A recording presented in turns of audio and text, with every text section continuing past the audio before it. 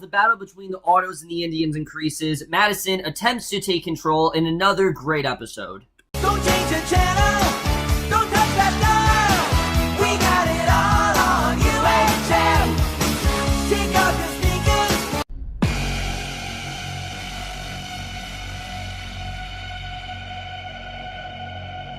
Hey guys, it's me for Fear the Walking Dead, Season 3, Episode 6, Red Dirt, and I was definitely looking forward to this episode. I know I wasn't a huge fan of the last episode, but definitely this one, there were things that I definitely really did enjoy about it, and I do still think this is the strongest season we've had of this show, and episodes like this really do say that, because this episode is a lot more what I want. I really did love this episode overall. We had a lot of really great stuff going on here, and a lot of stuff especially going on with this whole Indian plot, which I wasn't very keen about, as you guys remember. I am kind of starting to get on board with it, with the way that it did go in this episode. I thought it was interesting overall. But let's just get into this episode, because there definitely is a lot to talk about. This definitely was more of sort of like setting up for the mid-season finale, but it still was really good. It really did feel like the calm before the storm, but there still were some really big standout scenes, and I definitely do want to talk about them, particularly between Kim Dickens and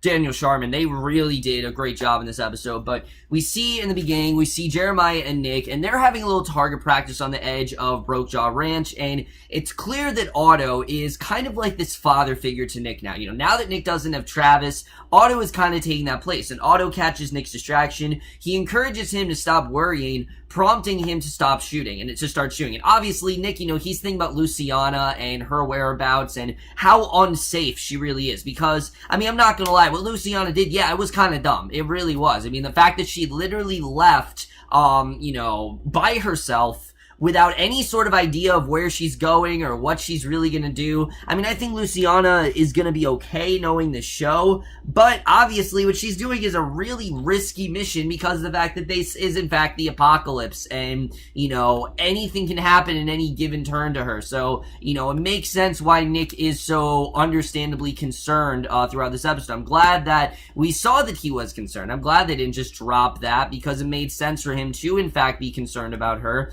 Obviously, because of what went down. I thought that was definitely a really good setup. But we then see Alycia and Jake. They're laying in bed, and again, I really am enjoying their relationship. I didn't think I would, but I'm really liking what we're getting from Alycia and Jake, at least so far. And Alycia wonders where the group is, and she sits up and gets dressed, and Jake insists that she doesn't need to worry. So then Madison and the group, they're soon walking to the ranch barefoot, and the community rushes to them, and many collapse, and Troy pushes on and walks in, and Alycia and Nick then give Madison water, obviously because she hasn't had in a while, and Troy wants to talk privately with Otto. Obviously, he wants to talk about what's going on with the Indians, and others want to hear about what's happened. Like, where have they been all this time? Why did it take them so long to finally return when this was just supposed to be them, trying to get water? Why did this take so long for them? So, basically, one soldier bursts out and says that they were Indians, that they slaughtered them, and Troy insists that he stop yelling to everyone, but he tells everyone that if they stay, they're going to die. So it's clear that they're not just going to hide this. Obviously,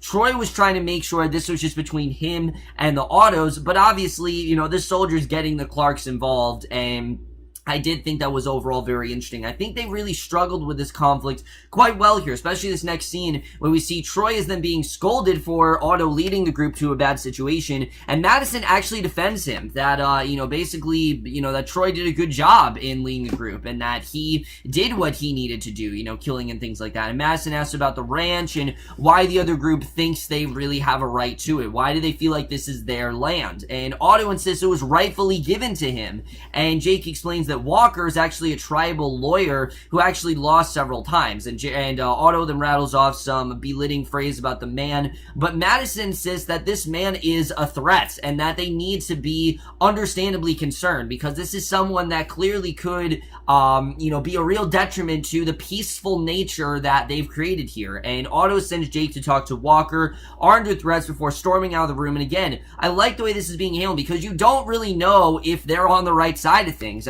even Madison's even contemplating with that. Are they really on the right side of things? Is this really that they are the victims, or are they, did they take this land from the Indians? I thought that was overall a really interesting plot point. I really did like what we got here, and I thought definitely that was really interesting. So Madison and Alycia then take care of Madison's feet. She's in a lot of pain as they care for her, because remember, they took their shoes, so obviously she's, a lot of walking and shit like that. But Nick does tell her that Lucy actually left, and outside Jake is actually using a rifle for target practice, and Alycia joins him, and Jake explains how many people have died, though he didn't know many of them, but insists he's actually not scared, that, he can't be. I mean, people are dying all the time. That's just the nature of this world, and the border has always been a real dangerous place. And Alycia then asks for a lesson on how to use the gun, which he provides, and she takes aim and continues the conversation, and he insists that people look to anybody that can care for leadership, and that they could eventually look to her, that she could be someone that maybe they could look onto for leadership. And I would agree. I think Alycia would actually be a really good asset to the team, and, because she, you can tell, is one of those people that she is getting away from the sentimentality. Obviously, she has this thing with Jake,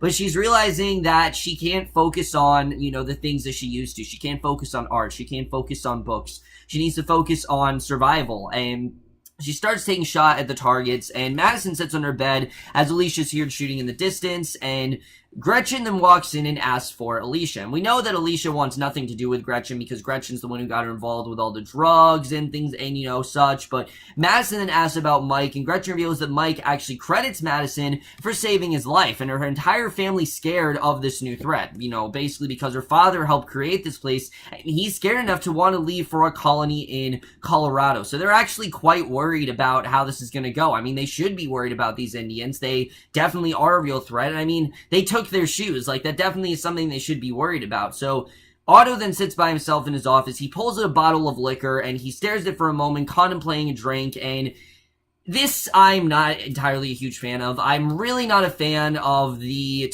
sort of like drunkard type characters that are just, they have like drinking problems and things like that.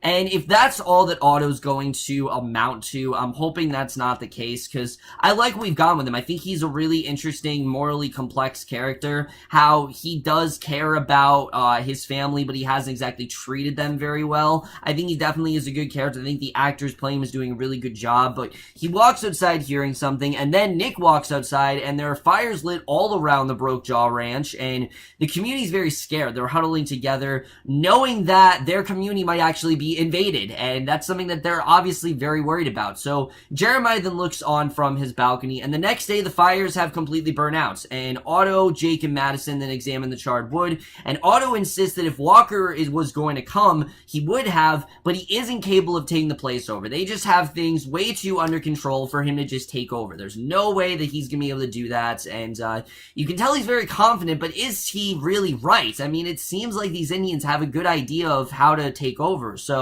Nick then heads in the basement where all the supplies are, and Troy then cuts him off and asks about Lucy, and Nick doesn't want him saying her name anymore. He's just kind of trying to move on from her, obviously because he is concerned about her, but at the same time he needs to move on. And two residents try to leave with supplies.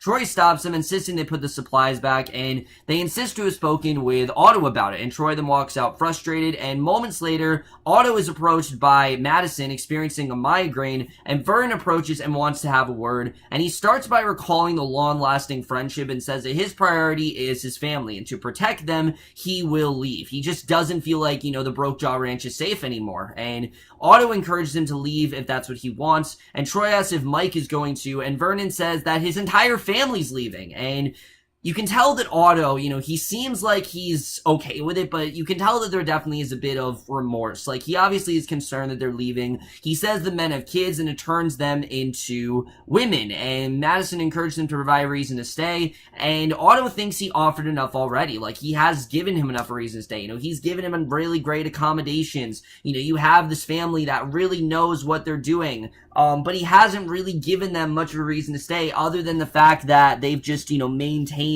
order from now. And now that you have this threat here that's kind of trying to disrupt that, obviously there are families that are trying to leave, and I do like the way that Otto's trying to kind of juggle all this together. You can tell it's obviously very hard for him to do, and I thought, again, this was definitely very interesting here.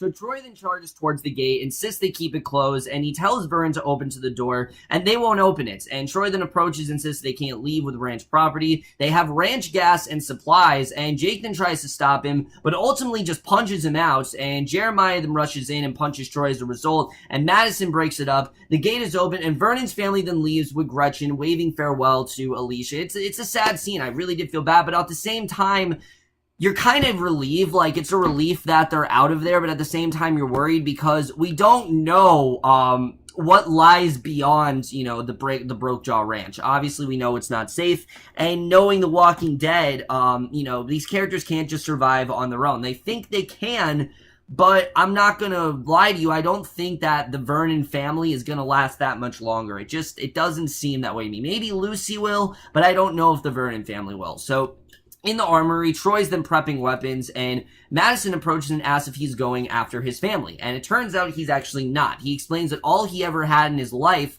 was this place. This is all that's mattered to him his entire life. Remember, Jake went on to be successful. Troy was the one who stayed at the ranch. The ranch means absolutely everything to him. You know, Otto molded him into who he is today, while Jake is the one that's been successful. And Otto was never exactly proud of Troy. He was always proud of Jake, but not Troy. And again, I think Daniel Sharman did a really good job in this scene, because he's struggling on how to accept Mike and Vernon quitting on this community. I mean, how can they possibly do that? This is everything that he's believed in. And you get the sense that Mike and Vernon have been there for a very long time. He just can't believe that they're actually leaving. So Madison says that they were just doing what they thought was best for the family, and that she will help prevent anyone else from leaving. And again, you know, you can tell that she really does want to take charge, and the soldiers are all ready for orders from Troy, and you know, basically they don't want to listen to Madison here, and he doesn't want to hear the name Mike again. Tells them from now on they set an example, they will instill a chain of command. If they don't make people feel safe,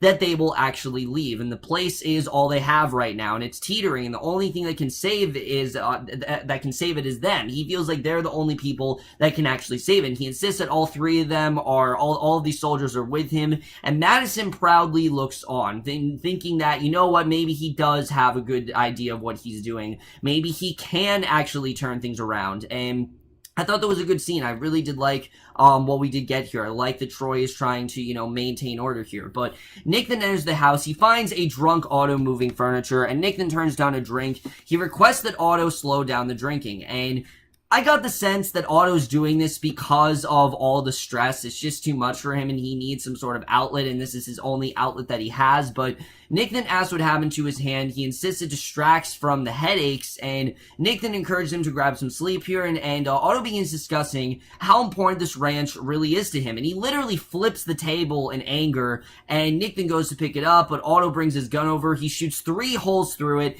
and Nick is startled. He takes the gun from him, and Jeremiah says he's sorry, that it's his home, his gun, that there's blood in it, it's in the earth, and I didn't really understand this scene, I have to say. I don't really know where they're going with Otto right now, but I'm just kind of confused by his character. One second it seems like he has a good idea of, you know, keeping this ranch in order, and then the next second he looks really unstable. So, to be honest, I can't really tell where they're going with Otto right now. We'll have to see really how that does turn out once we get to the rest of the season. But right now, I'm not loving where they're going with this, I have to say. But it's really the only thing in this episode I'm not positive with. But it's just something I don't know where they're going. But Madison then catches Alycia sneaking around from Jake's, and Alycia insists that it's really nothing serious. And Madison reminds Alycia how important it is to not get pregnant before Alycia reveals that she really does like him. And I don't think Alicia's getting pregnant. I don't think that's what's going to happen here. This scene I thought was kind of dumb. I understand why Madison's obviously worried about it, because in a world like this, that should always be kind of a concern. But I don't think Alicia's going to get pregnant. I just don't see a possibility like that happening. I could be wrong, but because of how much is already going on in the show, I just don't see something like that happening here. The next morning, Otto then finds Nick outside the house, and Nick relieves him by saying that he wasn't around last night, clearly playing a lawn, and Otto sees a horse outside the gate, and it's actually Vernon's, and he yells to Nick to go get his mother, and moments later, a truck then leaves the ranch, and Madison tries to be very optimistic about Vernon and his family's fate, that maybe Vernon's actually going to be okay, maybe they actually have a good idea of where they're going, maybe they'll go somewhere safe. Otto, however, insists that they are dead. Like, there's no way that they're coming back from this, and that they probably are gonna die. And you just see the stark contrast in Madison and Otto. Madison is a character that always tries to look at things in like a positive way, and despite the fact that she knows the consequence of what's going to happen, she tries to stay positive. But Otto, he's probably seen so many things that he's just very blunt, and he knows the real consequence of what's going to happen, that, you know, the Vernon family's leaving, they're not coming back. This is the last time they're ever going to see them, and it's sad, but, you know, it makes sense, obviously. The world's just not safe out there, and, you know, the Brokejaw Ranch would have, you know, kept them safe, but obviously they left, and they're just not safe anymore. So, back at the ranch, Alycia then finds Black Cat reservation plans on Jake's bed. He's going to speak with Walker, and he's taking a back away, but Alicia's very worried for his safety. So Jake actually wants to step up for the camp, and he feels good about what he can do based on beating Walker in court. He's had a lot of experience with him. You know, Jake and Walker, they've always kind of been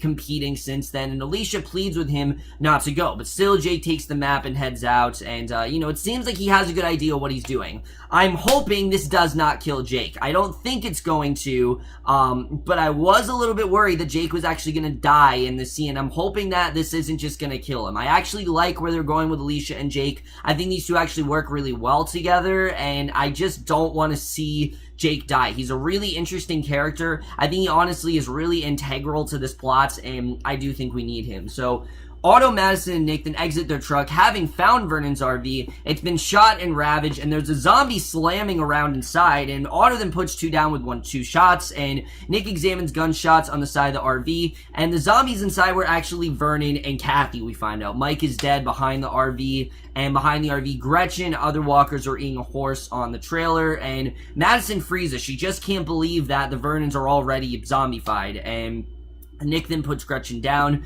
Moments later, they've gathered the bodies, and Madison's taken aback by the fact that Gretchen is actually Alicia's age, and that scene was really well done. You know, Kim Dickens did a really good job realizing that, holy shit, this could have been Alycia. Holy shit, if we would have left, this might have been our fate. She's kind of realizing that they need to stay here, that they're only safe here, and that their best bet is to stay here. It's absolutely paramount when it comes to their safety, because they don't want to end up like the Vernons. I mean, we just saw what happened to them. You know, they just got killed in like a second, and Nick and Otto then think that Troy killed the family in an effort to scare everyone. They think that he had to be the one that did it, and Otto tries to believe that Troy couldn't do this, and Madison insists that everyone turn around and go back, so they do. And at the gate, we see Troy. He's waiting. The pickup truck and RV pull in, and Madison reveals the dead bodies of the community. She gives a speech to the community, including a wish that Travis could have made it here, but that the same people who killed him are the people who killed Vernon and his family. You know, basically that they have to be the ones that are responsible. And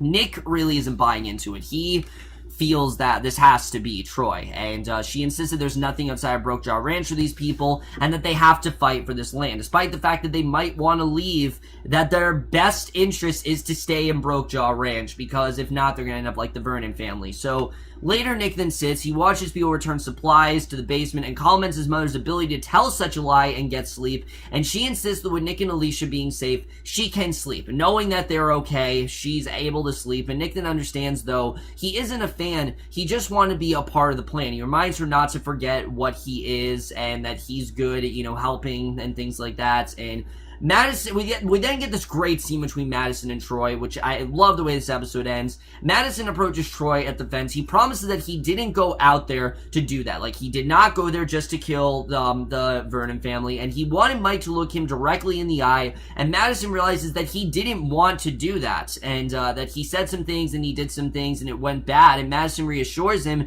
that he did what was right, and that he is the survivor here, and she says that the only thing that matters is that Troy can actually control his rages, claiming that he's integral to saving them from the fight that he's coming from. And Madison then walks away from Troy, leaving him at the gate, realizing that Troy might actually be the key to possibly saving them. And that is the way this episode ends. Really great stuff overall, but let's just get in this episode and where it's going to take us into the mid-season finale. So overall, guys, what an incredible episode this was. I mean, there were some really great things going on here. First, let's talk about Troy, because holy shit, this character. I mean, the show was kind of going back and forth on whether or not we can trust him, and this episode kind of set in stone that, yeah, Troy is a psychopath, and yes, he does kill people, but he's a really good leader, and he kind of has a good idea of what he's doing. And, he's done this for so long, and he spends so much time and effort into the ranch that disrupting his power would be a real detriment to the ranch, honestly. And I think Madison is well aware of that. I think she still wants, some sort of role in this, because, she does need to be the leader, and she feels like she can be a part of it. But Troy has been the leader for so long that she just, I don't think, wants to disrupt his power. And I wouldn't either. I mean, Troy is someone that is just so in control and seems like he knows what he's doing. He's so adamant on being in power, and he's so adamant on doing things his way that he doesn't really listen to anyone else. And he kind of does things, the way that he wants to. But I keep going back on Madison's line where she talked to him about we don't want to make this into a dictatorship.